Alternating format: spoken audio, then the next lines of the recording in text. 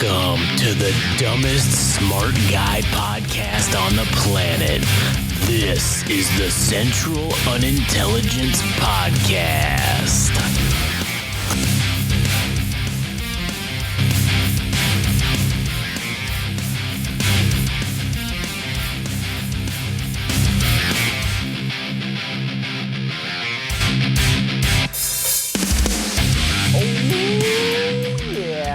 Crack-a-lackin', everybody. Welcome back to a brand new episode of the Central Unintelligence Podcast. My name's Josh. I'm here today with good buddy Adam. Yes, hello. And today we're going to talk about kind of like some updates with things that have been going on in the world. We're going to talk about the financial markets because there's been a lot of interesting and stupid things happening with those. We also have a special segment that we're probably going to start off with called A Flock of Trouble. And it's, I kind of wanted to talk about the flock cameras real quick. I don't know if it's going to be real quick, but I wanted to just get into the very dangerous slippery slope, as they called it in the past, with the erosion of our rights and our privacy. And how, like, I know most of the people that are anti-flock camera, and listen, obviously you're going to learn from what I'm talking about right now is I am anti-flock camera, right? I'm anti-surveillance state. One of the things that most people that don't like flock cameras, they're worried about the government spying on you, which is legitimate. That's a legitimate reason.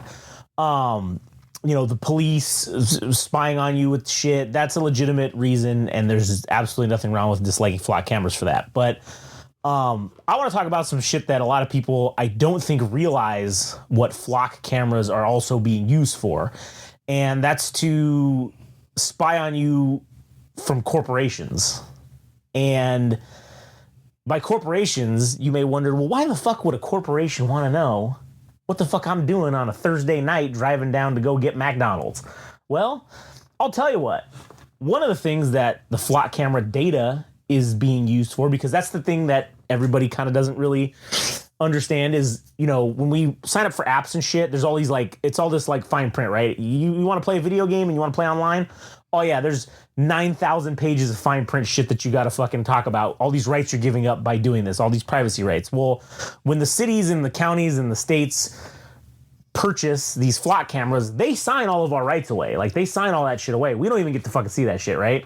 And so one of those things that's in there is that Flock can do, or Action, or, you know, any of the numerous new companies that are popping up providing the same essential service as a flock camera.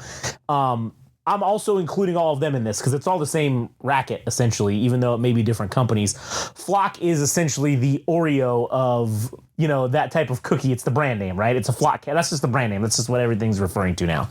So the big thing that they do is, or that they've been doing, is they sell access to the information, to the data, to the video, to the tracking tools that exist. And so, one of the things that I've come to find out about and come to hear about is that a big purchaser of this is insurance companies. And we're talking, like, as of right now, I mean, from what I've officially heard, is that it's like car insurance companies are the major one, house insurance, like just regular, just basic insurance companies.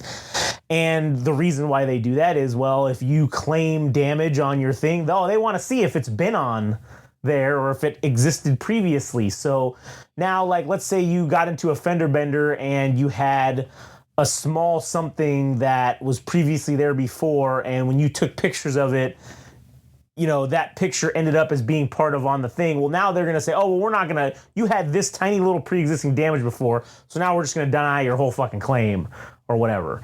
That's maybe like an extreme example, but that's what they're buying and using these databases for. And they're not just buying them and getting the archival information. No, they're buying the ability to actively query the database itself. So, like, basically what the police are using them for. They can actively query stuff, actively search for things. They can put in a, you know, like a license plate or a name of a person, and their info comes up with all their license plate and all that shit, and then they can track that vehicle and they can just pull all the data that they have on it, and they got it because they're buying it. They're purchasing the data on whatever it is that they're looking for.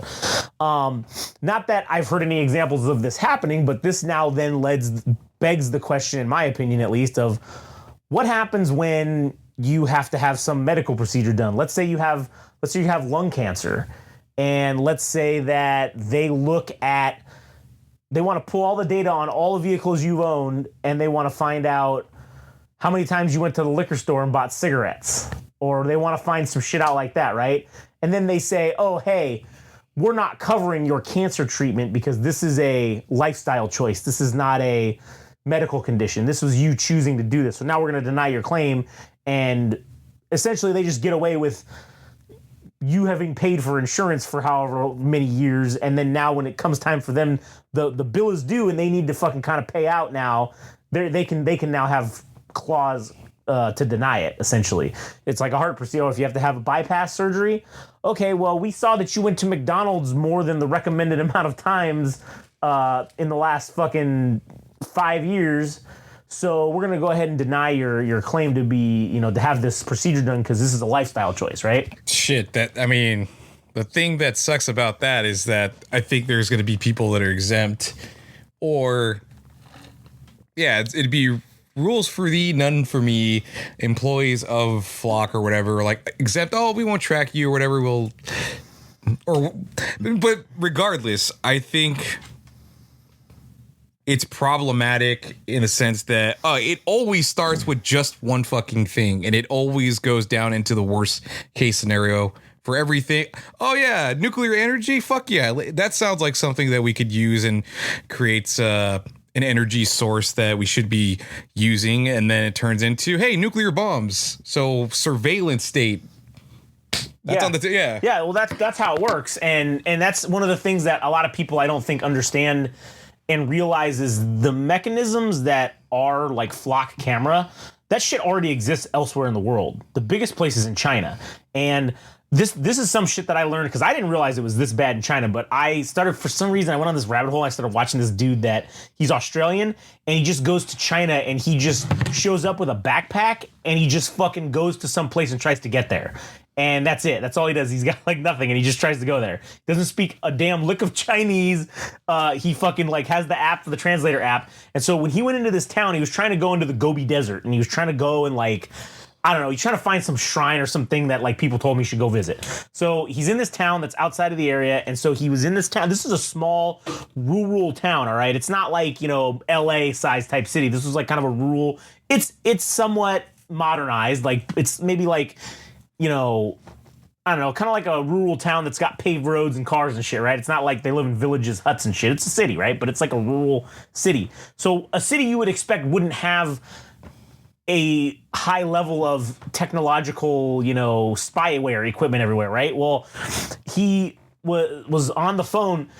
He had a phone, and the police, like they told him to call, like, because people call on him or whatever, because he was asking about, because they allow like public camping or whatever in certain spots, and so he was asking how to get there, and somebody fucking reported him, and so they sent, as he kept walking, they sent a cop to go follow him and like basically talk to him, and so he goes, he's whatever, okay, and then he said, Sorry, I'm having trouble hearing you. Shut up, Siri, you dumb bitch. She's literally just fucking listening. See, that's him right there.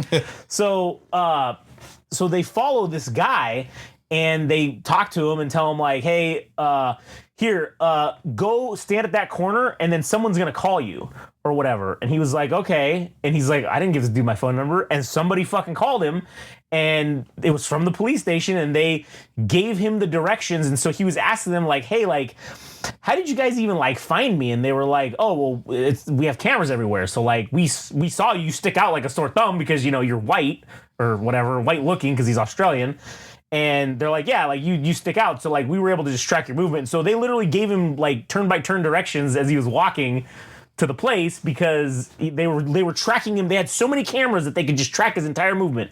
And I'm sure now that they got his cell phone number somehow, they have his GPS location at all times. Not that they even need it, because they can just look in the system and find out where anyone's at any given time with the facial recognition technology that's out there now. All of our shit's in a database. Like, all of our faces are in a fucking database somewhere. And now, if they wanted to query the Flock system, and they put in our biometric data, I'm sure we pop up on all kinds of shit.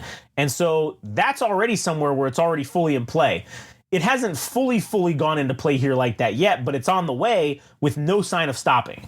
No sign of stopping whatsoever. And one of the craziest shits, I'll just give this example of how bought and paid for our politicians are, is there was a Costa Mesa City Council, which is Costa Mesa here in city, it's in Southern California. The city council had a meeting. This dude was literally, I don't know if he was the mayor or council member or whatever, but he was one of the guys on the committee, and he was literally saying how this item before them was to renew the flock camera, what do you call it, like the contract. And he literally said that I've never seen an item that had literally 100% of the people writing in and showing up here to the meeting tonight to speak. 100% of the people were against us renewing the contract. And I just wanted to point that out. And then he still voted yes to renew the fucking contract. So he even pointed out that, but still voted yes. It's fucking mind-blowing. It's crazy. I don't know how that's happening, but it's money. And Flock is making so much money by selling all the data that they're collecting that they can pay off local small-town politicians to keep this shit going. And there is no sign of stopping. And this is I don't know what it's like. It's like a technocrat. It's like a technocracy almost, like, that we're getting into. It's a corpo technocracy that we're heading towards, or something like that. And it's just surveilled by technology at all times, and the corporations are basically ruling the fucking world. Do you know about this thing called Panopticon? Panopticon. I don't know if I know about that. Can you describe it to me? Yeah, it's kind of like the Eye of Sauron. There's a tower, but specifically, Panopticon is a design of institutional building with an inbuilt system of control, originated by English philosopher and social theorist Jerry Bentham. Maybe the T side or the H is silent. In the 18th century, the concept is to allow all prisoners of an institution to be observed by a single prison officer without the inmates knowing whether they are being watched or not. So even, I think you can make a parallel to these cameras that are placed everywhere. And it's not even necessarily that they have to be on or that they're operating. Just the illusion of flock cameras, I think, is interesting. Or not even the illusion, the object itself is enough to, like, correct your behavior because of that stuff you're saying about if you went to McDonald's or went to a gas station to purchase either cigarettes or to buy McDonald's. Now that you know that there is a surveillance state in play, or that there's cameras from all angles, maybe your behavior gets corrected too, to the point like, oh, well, I'm not going to go out and do X, Y, or Z because I know I'm going to get dinged for my medical insurance or whatever, and I don't want that to fucking happen. So, I mean, in China, it would be like social credit. You do something, you do a let's say jaywalking, boom, your fucking social credit goes down immediately. So, like, now that's even more of a way to get people compliant into, just them being compliant or whatever. And you get a fucking flat line of people that are just same everywhere. Yeah, homogenous. Yeah. Like, that's what you get. And that kind of leads us into, at least here, the FBI put out their fiscal year budget for 2027, and they have this new division that they're opening called, essentially I forget what the exact name is, but it's essentially the FBI's Office of Pre-Crime. And it's where they are going to they're requesting to fund this thing to use some Patriot Act power that allows them to utilize basically AI, surveillance, and predictive, like, algorithms to determine the likelihood of a person's going to commit some sort of a crime. And so I don't know what they're going to do with that shit, But I can tell you right now, that's probably what they're going to use to start rounding people up. I don't think there's a problem with that. Not that I'm advocating for it, but I think that has always existed in one form or another. That there's always been goons or some tool to prevent escalation from like a whole population to curb a revolution, or it's always manifested in some way. This is just the latest incarnation. Yeah, but this one I think is going to be the most oppressive, and like this is like final Jeopardy type shit right here. Yeah, where it's like, oh yeah, this is it. This is endgame. This is checkmate. Once they get this in play, none of us can do shit about it. Yeah. But anyways, that's kind of the update I had for this here, and then this little flock camera segment. A flock of trouble. I should make a theme song about it. We should do fucking weekly updates on the flock cameras. But anyways, now I kind of want to get into the financial market fucking unwinding that is happening at 1550. Yeah. And so basically, the Japanese yen has been fucking up the last several weeks. The Treasury Department stepped in.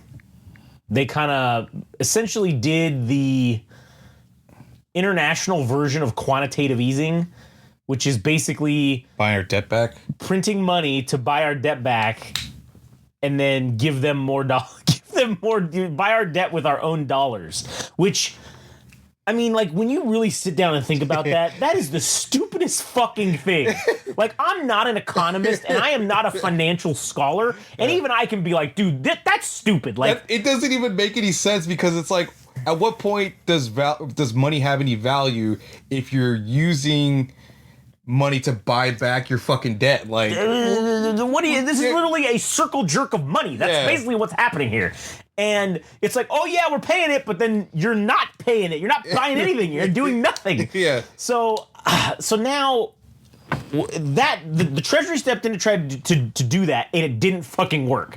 It kind of worked a little bit for like a few days, and then the market was like, yeah, this shit's very dumb. I don't know why you guys are even doing this.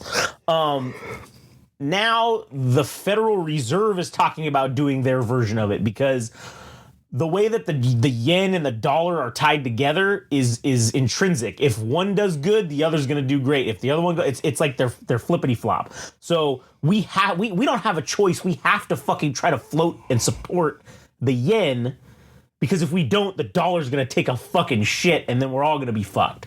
Right now, this ties into the new economic warfare that we're fighting against fucking Iran. Scott Bessent, the just Treasury Secretary, came out today and gave this whole fucking rah-rah speech, but it was nonsense. It was fucking nonsense. I literally believe, like, Scott Bessent is not stupid. Like, he's a very well-educated, he is a fucking financier. He fucking understands how this shit works. I think he's doing what Trump wants because he likes the prestige of the position of being the Treasury Secretary, and you're the head honcho, man. Like, you're in charge of money, basically. At that, you're in charge of the money of the government, like, as the Treasury Secretary. Like, that, for some dude, for a finance guy, like, that's a fucking huge, prestigious opportunity, and you want to keep that as long as you can. So I fully believe that Scott Bessent is going like, this is the dumbest shit I've ever seen, but fuck it, what am I going to do? I'm just going to do it. That's what they're telling me to do. I'll just do it so I can keep doing what I get to do and continue to be the guy in charge.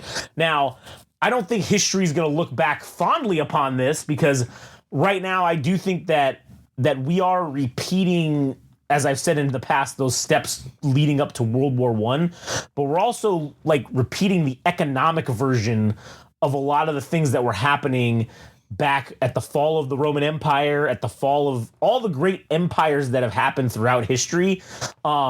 There's a guy that he was an admiral in the fucking Soviet Navy during the end of the Cold War. I think his name was Kostelov or Kostelafos or something like that. He was on this fucking podcast or something that I watched the other day, and he was talking to the guy about, hey, like, I was there at the fall of the Soviet Union. Like, I was in the Navy. Like, I was a high-ranking Navy officer, and he said now he lives in Seattle. And he was saying, he lives in Seattle. So what, he defected? Well, after the Soviet Union fell, yeah, he fucking left eventually and retired and moved to America because it's fucking better.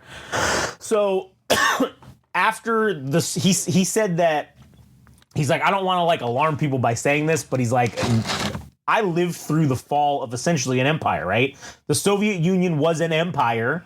Whether it was a good one or a bad one or a big one or a small one is irrelevant. It can be meeting the definition of one of the empires of history. The Soviet Union was. Yeah, it was equal to the U.S. for 20 years. A big rival for 2 or 3 decades or whatever. Yeah. So he said that like right now living in America, he is like having like PTSD flashback vibes to the exact, like the fall of the Soviet Union. In what way, though? Economically, and he said the way that we're running our military and the way that we're conducting these things throughout the world that are just completely fucking asinine and stupid. And he was talking about how basically this is it. Like this is the he fully believes that history will repeat itself, and we're going to see a sort of, who knows what exactly how it's going to go down, but like the empire is crumbling at our feet right now, and there's no signs that any of it's going to, that an adult is going to step in and say, hey guys, we should probably not do these things because it could lead to far-reaching consequences later down the line that are going to totally fuck us forever. And there don't seem to be any adults right now in the United States government to kind of say, hey guys, we need to calm our tits here. We need to just pull it back. I don't know. I think to some degree, who gives a fuck whether the U.S. is on top or not? That's me speaking personally, but I do objectively see that being a world power affords you the opportunity to have resources and basically do whatever the fuck you want, right? Yeah. But who cares, man? I mean, there are economic repercussions for the like for the U.S. to fall apart. I think right. The whole oil thing or petrodollars for us to be tied to that, and once that goes to shit, then that'll be the thing that triggers a economic downfall or whatever. If it's not that, then the treasury shit going on. I mean, but like. I'm so like far gone that I don't even give any two shits anymore because fuck it, man, let it happen. See what happens. See what the fuck it happens. See what happens because we're not getting answers now. What's gonna change? Like we already, people go out and protest in the streets. What does that accomplish?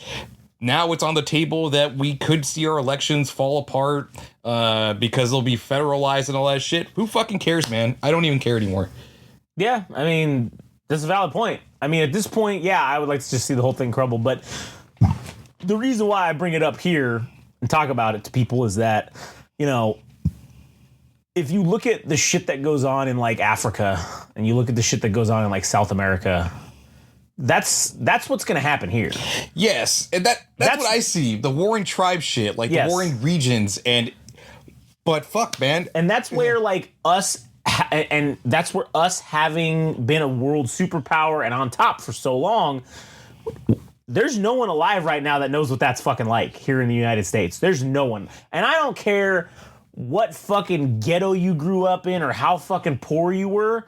You don't have it as bad as the fucking favelas in fucking Brazil, or you don't have it as bad as fucking in the shanty towns in fucking Nigeria. Yeah. All right, you do not fucking have it as. You ever been to Liberia?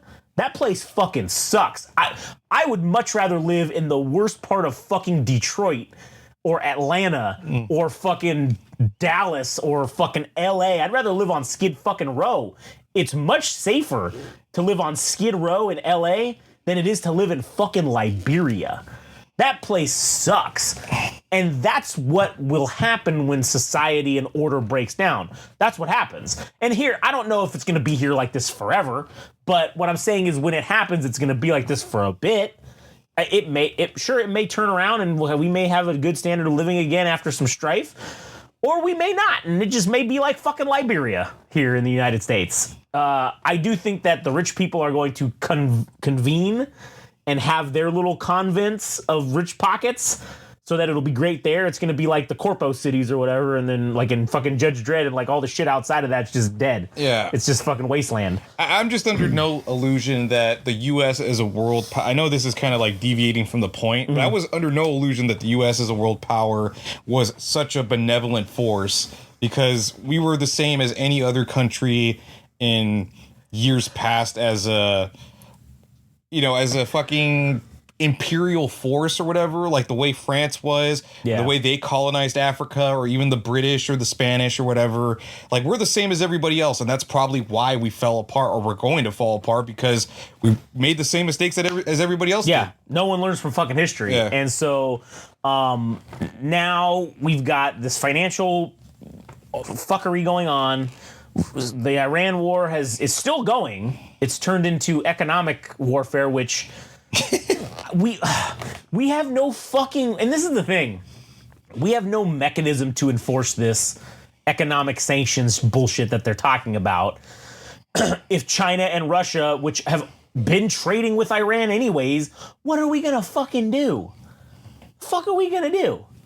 We're not gonna fucking do anything. Because we're already fighting a goddamn trade war against the Chinese, and they don't care. They literally were like, meh, doesn't mean shit to us. There's nothing we can do. Economically, at least.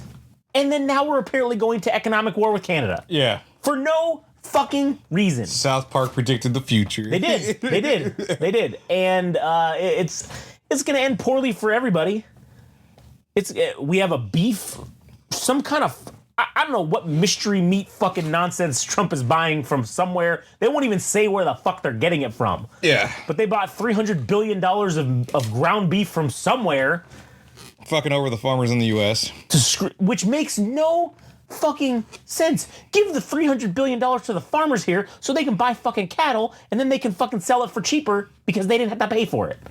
Make that part of the deal. Hey, we're going to give you guys $300 billion to buy fucking cattle. And then what are you going to do? You're going to take and you're going to sell that shit for a fucking $1.99 a pound or whatever. And be right as rain, all right? And then everything will be happy. But no, instead we're getting some probably fucking geo-engineered fucking bug meat from fucking Bill Gates. Probably who we bought it from. Yeah. So, I don't know. And Iran also, I think, tweeted something that they now declare the U.S., or not U.S., California as part of their territory. The same way that U.S. is claiming the Strait of Hormuz. Yeah. That's cool. I mean, listen, I'm down to fucking fight somebody. So send somebody. I don't know. Send somebody. I don't care. All I know is it's hot as... listen, first of all, you motherfuckers don't want California, right? It's fucking hot as shit here right now. And it kind of sucks. I mean, it's kind of like Sharia law, but with taxes. So it's like, it's kind of similar, I guess. I'm trying not to have such a heavy amount of futility, or the feeling of futility in the way things are going. Mm-hmm. If anything, I'm hoping that the karmic balance has just swayed so hard to the right or left that the pendulum is going to come back and everything will be right in the world. I mean, if anything, if people are concerned about the environment or the planet Earth itself, well, I mean, that thing is going to survive. Once we all fucking die and get nuked, the Earth, the Earth shall recover. Yeah, the Earth isn't going to cover. It's debatable whether we will survive and carry on. I mean, so if there's any type of optimism about the environment, I mean, who knows, man? Maybe we won't be around in 50 years. We might not be around in 50 minutes, depending on what the fuck happens. All right, like, I mean, shit. There's plenty of errors happening, and like no room for error. Yeah, with this whole thing. And that's kind of what the global geopolitical stage has become, a comedy of errors. Like, that's literally what it has become. Or maybe it's a tragedy of errors. I don't know, depending on how you look at it, I guess. It's either a comedy or a tragedy of errors. But it is just like nonstop fuck up and mistake after fuck up and mistake. And then not just doing the mistake and then saying, okay, maybe we fucked that up. No, it's like going forward further, doubling down on the fuck up, and then fucking up more. Like, it's just no good. Like, we haven't even seen the repercussions of Saudi Arabia getting nuclear development, if they do in fact get nuclear arms to protect themselves from... Who they protect themselves from again? Well, from Iran. Okay.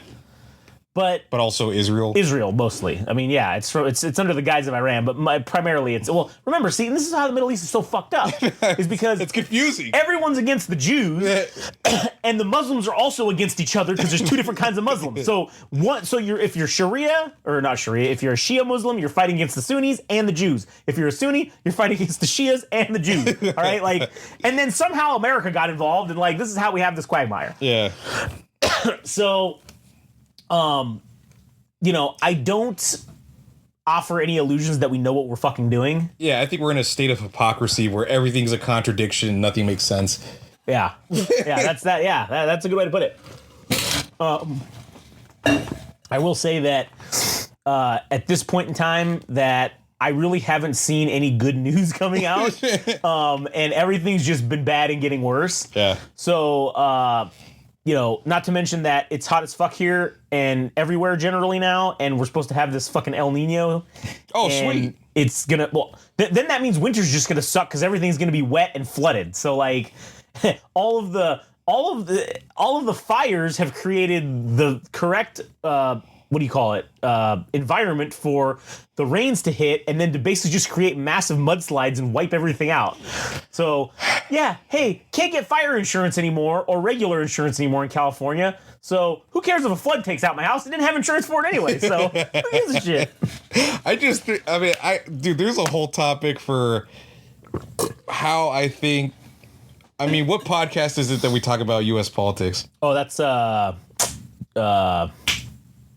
God damn it. No party preference. That's okay. Because I was going to say, man, I mean, I'm not going to go into it, but I still can't get over the fact that California has had the opportunity to prepare for droughts numerous times over, and it's gotten to the point that now we have waited around for a climate disaster for the Colorado River for it to be partitioned off for Nevada, Arizona, probably Colorado itself, Utah, California, and nobody's created an answer to say who's going to get what water. And it's like, why did we wait around that long to not develop our own aquifers or ways to store water? Because we do have this thing called the LA River that just washes the water out into the fucking ocean, the Pacific Ocean. But we also have like Lake Mead, which was a man-made lake that's supposed to store water, and it's constantly like depleted. So it's like, what are we doing to fucking store water in a way that prevents you know what it is? I don't know. What it is? They waited so long to figure out how to fix the drought that it was such a long period of time that nature has gone in a cycle, and now it's going to be torrential fucking pouring. So they never needed to fix the drought because now we're going to get 200 feet of rain this winter, and all of the basins will be refilled, and no one will have to worry about it. And then we will not get rain again for another 2 decades, and then they'll be like, fuck, what are we going to do? And then, nature just comes in and corrects itself and says, here's another torrential downpour. Yeah, ironically, like the way that the climate has changed here is for extended periods we've had drought, but now it's just been like Hawaii weather. It's really fucking weird. But anyways, that's like a whole topic for another time. Yeah, anyways. So we got all that bullshit going on. We've got China still escalating things with the Taiwan situation. They've been escalating their practice blockades or whatever and just continuing to do so. We've pulled, and the reason why they're doing that is because we've pulled away. This is another tactical strategic blunder that we are making by somehow being friends with North Korea and stopping to do exercises with the South Koreans for military because Trump says, well, I'm good friends with Kim Jong, and I think we're just agitating him by doing this, so we're not going to do any more exercises with South Korea. I thought there was something that came up that Kim Jong-un responded to that comment. And then he fucking launched missiles proving why we need to do the fucking exercises. Yeah. He basically said, fuck you, America, and I'm like, you did this because he's your friend, and then he turns around and fucks you like this? Yeah. You are, that does not make any fucking sense at all. I don't get it. I am convinced more than ever now that we live in a fucking simulation. It's a clown show. Because there's no fucking way that if this was real people behind this, that it would be fucking happening. Like, this is fucking NPCs running the simulation has run out of ideas, and they're like, all right, guys, we need to do a little reset, so let's blow a bunch of shit up. Let's cause all kinds of crazy shit, and then we'll restart from fucking Adam and Eve. All right, we'll just go back or whatever. All right, and that'll be the end of it. But anyways, yeah, it's just getting bad and going to worse. So I think that's all. Russia and Ukraine, they're still fucking up. The wild berries, and now they've moved on to some other fucking Amazon Light. Amazon Light. Well, yeah, it's like wild berries is like their Amazon, and they've blown up so many of those factories or so many of those warehouses now they've moved on to blowing up whatever like the number 2 Amazon Light is. Whatever. I don't know what it is here if we even have an Amazon Light, but whatever their version is. Ali Babushka. Yeah, Ali Babushka. Yeah, they're still blowing up their fucking warehouses, and it's just getting bad. So, yeah. All right. I think that's it. You got anything else to talk about? Nah, that was cool. That was cool. Anyways, all right, we'll fucking end it here. Go check us out on all our shit. Maybe check out the No Party Preference eventually, because we'll probably do an episode of that. Maybe not today, but maybe we'll have one for you this week. Anyways, go check it out. We'll holler at you on the next one.